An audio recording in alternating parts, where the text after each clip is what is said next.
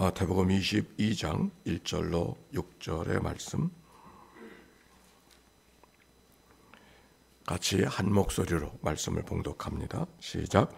예수께서 다시 비유로 대답하여 이르시되 천국은 마치 자기 아들을 위하여 혼인잔치를 베푼 어떤 임금과 같으니 그 종들을 보내어 그 청한 사람들을 혼인잔치에 오라 하였더니 오기를 싫어하거늘 다시 다른 종들을 보내며 이르되 청한 사람들에게 이르기를 내가 오찬을 준비하였으되 나의 소와 살찐 짐승을 잡고 모든 것을 갖추었으니 혼인잔치에 오소서 하라 하였더니 그들이 돌아보지도 않고 한 사람은 자기 밭으로 한 사람은 자기 사업하러 가고 그 남은 자들은 종들을 잡아 모욕하고 죽이니. 아멘. 이는 생명의 말씀입니다. 오늘도 예배할 수 있는 귀한 자리, 또 귀한 마음, 귀한 이웃들을 허락하신 하나님 앞에 감사하고 하나님께 영광을 돌려드립니다. 우리 옆 사람과 인사합시다. 사랑하고 축복합니다.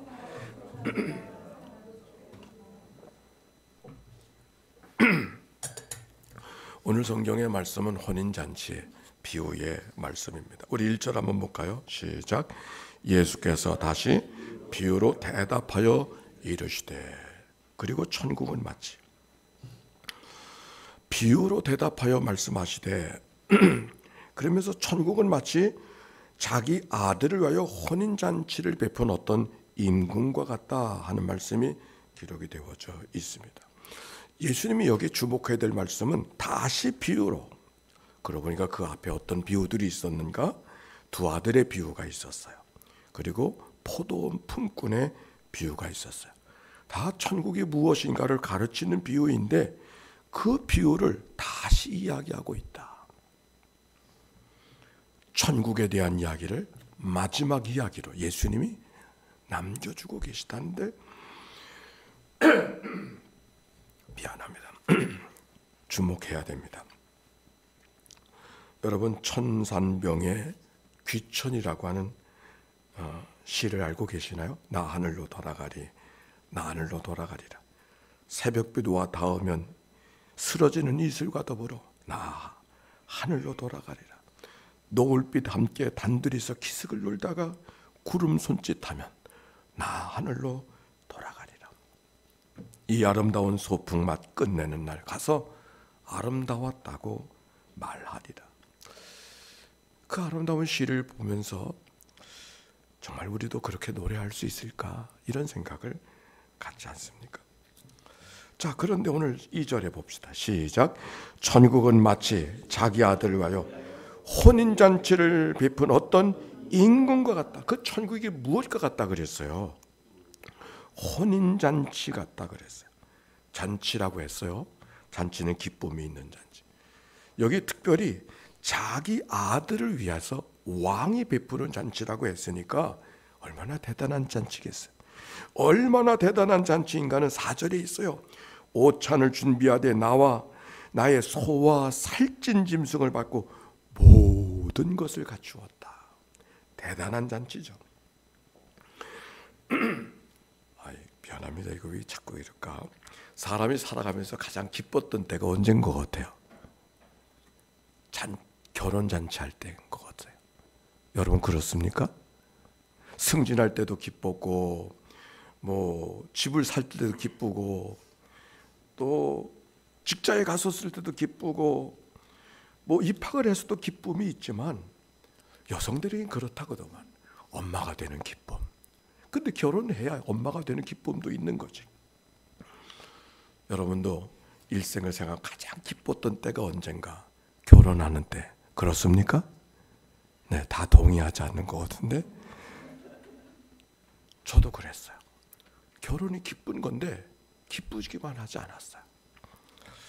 제가 결혼했을 때는 아버지가 일찍 세상을 떠나시고 3년 만에 제가 장남이에요. 아무것도 없는 가정에 저 신학생이라는 이유밖에 없는 결혼을 해야 되는 그 입장에. 그래서 어머니가 홀로 젊은 분으로 계셨기 때문에 난 결혼을 처음 한다고 천천히 해야 된다고 생각을 하고 있었는데 이 사람 만나니까 금방 결혼하게 돼가지고 또 목회를 나가야 되니까 결혼. 근데 어머님이 남편하고는 어려운 목회라도 남편하고는 하겠는데 아들하고는 못하겠다. 그리고 집을 나가시는 거예요. 갈 데도 없으시면서. 결혼을 해야 되지만 결혼은 제게 기쁘기만 하지 않았어요. 걱정이. 어머니는 어떻게 해야 되나?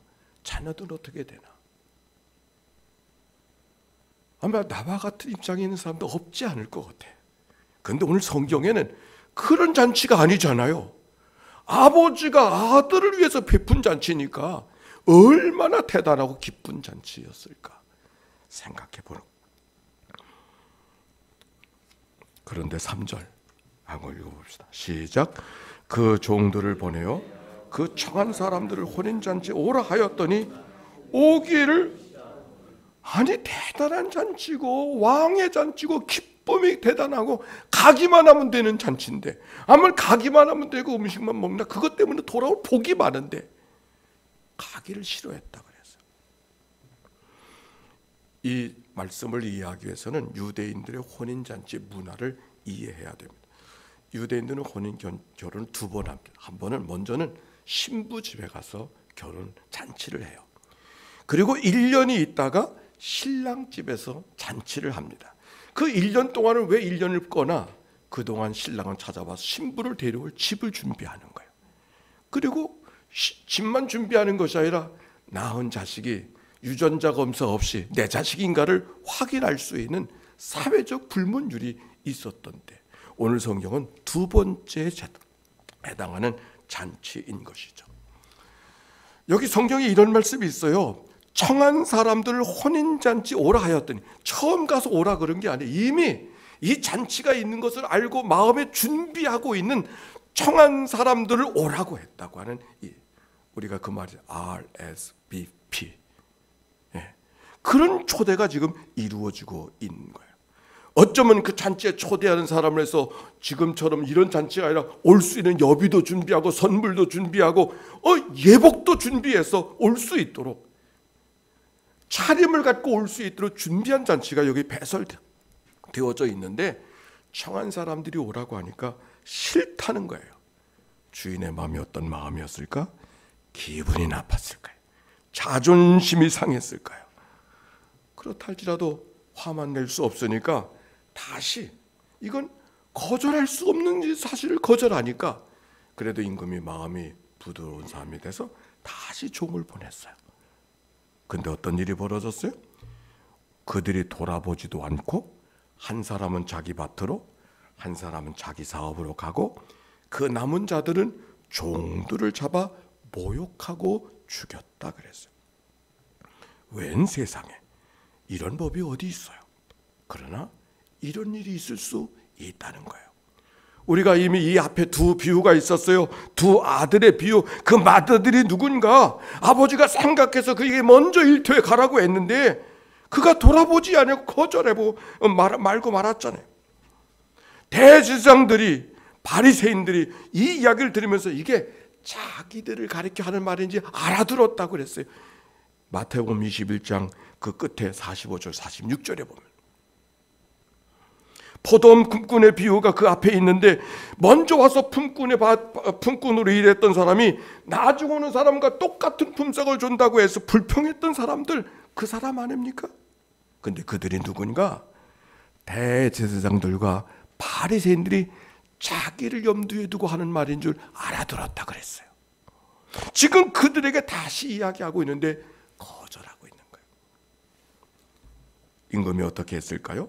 7절 다 같이 시작. 임금이 노하여 군대를 보내어 그 살인한 자를 진멸하고 그 동네를 불사르고. 얼마나 분노했으면 이랬을까. 그러나 생각해보면 우리의 상식에는 맞지 않아요. 그렇죠? 아니 평안감사도 자기 싫으면 그만두는 건데 잔치집에 오지 않았다고 이럴 수가 있는가? 아니 그럴 수 있는 거예요? 요즘에 팔레스타인 땅에서 벌어지는 사건들을 바라보면서, 아니 그렇게 공격을 받, 진주만 공격 같은 9.11 사태와 같은 공격을 받았다고, 그러니까 보복을 해주는 것이 오히려 당연한 것처럼 생각하는 사람들도 꽤 있어요. 그런데 이거는 그런 게 아니잖아요. 잔치에 오지 않았다는 것 때문에 그렇게 분노해서 사람을 아주 불이익을 주는 것이 아니라 몰살을 시키는, 이건 너무한 거 아니에요? 그런데 이거는 우리가 다시 이해해야 될 부분이 있어요. 누구의 잔치라 그랬어요? 왕의 잔치라 그랬어요. 임금의 잔치라 그랬어요. 성경 말씀 기억나나요? 에스더가 왕 앞에 갈 수 없는 자리에 가게 되는 것은 죽으면 죽으리다, 죽음을 염두에 둔 나섬이라 그랬어요. 오라고 하지 않은데 가는 것이 죽음이라면, 오라고 하는데 안 갔다면 어떻게 될까요? 어떻게 될까요? 죽음이요. 아니, 죽음이 아니라 반역이에요. 오라고 하는데 안 갔으면 반역이에요. 결혼잔치를 단순히 갔다 안 갔다의 문제가 아니라 왕에게 반역하는 자의 모습을 거절한 사람들에게 있는 거예요. 그러니 진멸하는 것은 당연한 것이죠. 너무한 사건이 아니라 당연한 일이에요. 노하여 군대를 동원하고 진멸하고 동네를 불살랐다. 그들이 왜 그렇게 거절을 하였을까? 그렇게 중요한 자리인 것을 왜 거절했을까? 여러분, 이 말씀을 우리가 듣고 있는 것이 아니라 제1독자가 대제사장들 바리새인이라고 그랬어요. 그들이 어떻게 살았을까? 왕은 아니지만 이미 세상을 왕처럼 살고 있었어요. 하나님에 대해서 뭘 이야기하지만 하나님은 보이지 않으니까 자기가 이미 왕이요, 왕처럼 높임받고 왕처럼 자기가 하는 말들이 법이었어요. 왕이요. 왕은 아니지만 왕처럼 살고 있었고 왕처럼 살고 싶었어요. 그러기에 초대를 거절하게 된 것이죠. 아마도 그들이 그 결과가 진멸을 낳을 것이라고 생각하면 거절하지 못했을 거예요. 그러나 그걸 일상으로 살아가던 왕 같은 삶을 그들이 살고 있었기 때문에 설마, 그런데 그 설마가 진멸을 낳고 만 것이죠. 왕은 이제 내거리에 나가서 사람을 만나는 대로 청하라고 했어요.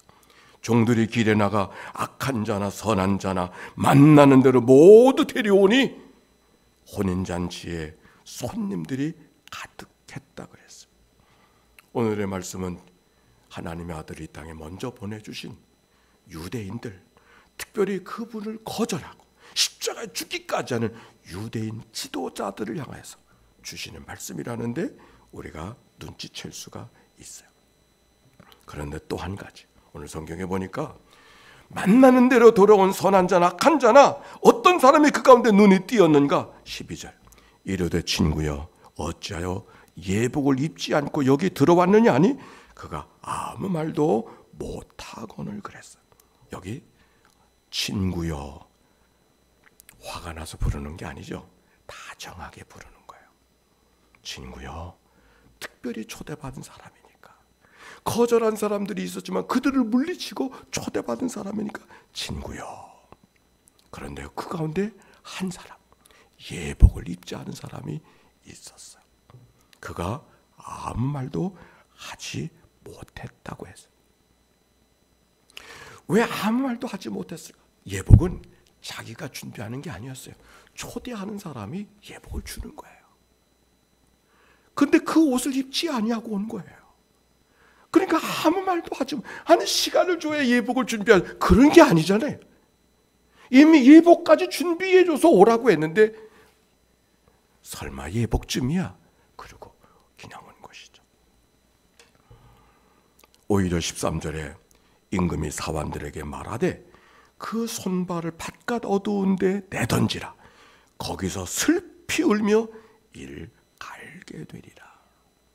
오히려 친구여 부르던 음성과 그를 바깥 어두운데 내던지라는 말씀은 잘 조화가 안 이루어지는 것 같지만 사실이 무엇을 이야기하는가? 청함은 거절할 수 있지만 심판은 거절할 수 없다는 거예요. 청함은 거절할 수 있지만 우리가 하나님 앞에 심판을 받는다고 하는 것은 난 안 받고 싶어요, 난 미루고 싶어요, 그럴 수 없다는 거예요. 오늘 우리 하루하루의 삶이 하나님의 심판 앞에 살아가고 있습니다. 우리는 중동의 전쟁을 바라보면서 판단이 안 서고 이걸 어떻게 되는가? 우리는 머릿속에 다윗과 골리앗의 싸움을 생각하고 다윗이 우리 편인데, 이런 생각을 갖고 오늘의 사건을 바라보게 되어요.